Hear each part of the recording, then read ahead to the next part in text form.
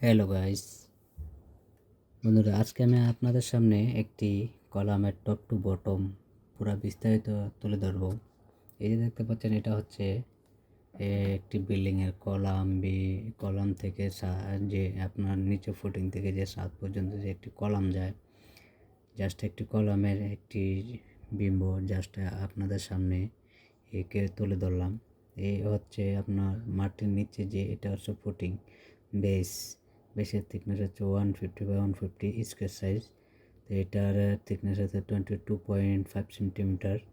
তো আমাদের এই ফুটিংটা মাটির নিচে কতটুকু দেখেন, মাটির নিচে এখানে হচ্ছে আপনার 15 সেন্টিমিটার, তো 75 সেন্টিমিটার, 90 আর 15 সেন্টিমিটার, 105।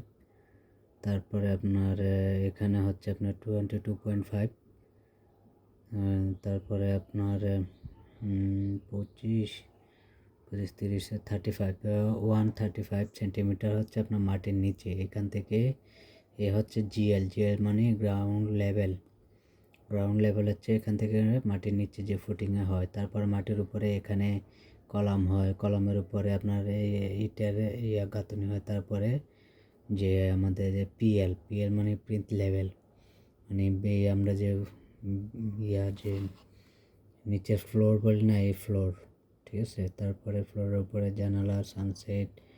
তো ঠিক এরকমভাবে ধাপ ধাপে একটি যে স্ট্রাকচার আপনাদের সামনে তুলে ধরলাম।